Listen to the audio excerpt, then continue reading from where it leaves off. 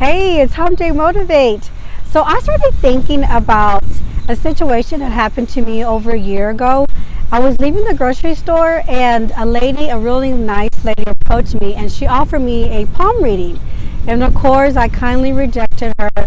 And she stayed in my mind because I was thinking, even though everything she was doing was not in good intention, not according to the word, um, she really understood the fact that people are desperate to hear a word of encouragement.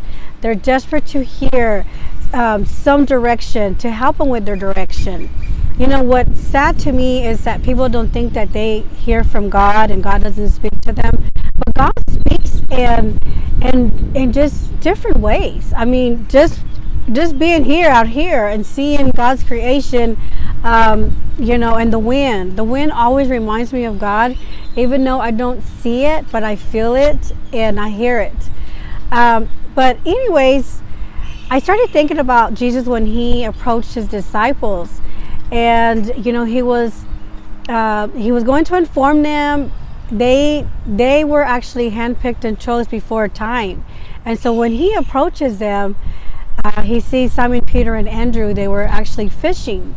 So he's walking alongside the Sea of Galilee, and he says, "Hey, come follow me, and I will make you fishers of men." Two key points that I learned from this story is that God will use the gift that He has given you, to approach people. And another is that you are a catch. You are a catch. I actually borrowed my son's fishing pole. I don't know anything about fishing. What I know about fishing is that it takes a lot of patience. And also, you really need a really good fishing rod and a hook. What is your hook? I have to hold on to this. What is your hook? And I started thinking about, the hookup. What is God has given you, to hook people, to want them to get them to approach you and want you, and then what would you like to know more about them?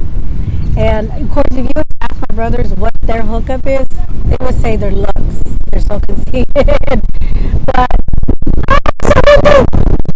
anyways, I hate that it's so windy, but what is your hookup? I honestly believe that, yeah, even though the bait is very important when you're fishing, but I believe the bait is, teaching them of the word and teaching them about, God but what actually hooks them to want them to get to know you better. I shared not so long ago about a story that I met this really nice lady, and just her spirit and she was a beautiful young woman, and I noticed that she had a really strong accent, so I asked her how long she's been here in the States, and small conversation, and she told me that she moved here a year ago with her husband and a 1-year-old. And I started thinking, wow, that is, so I started thinking about when I used to travel and the struggle about that, but that's a whole different story. But it didn't take very long for us to connect. I don't even know she's a believer, but I know that God has opened that door for me, to meet this woman for a reason. So I have to understand that, even though she does not know what actually caught my attention, but there was probably something that she saw that caught her attention. That was our hookup.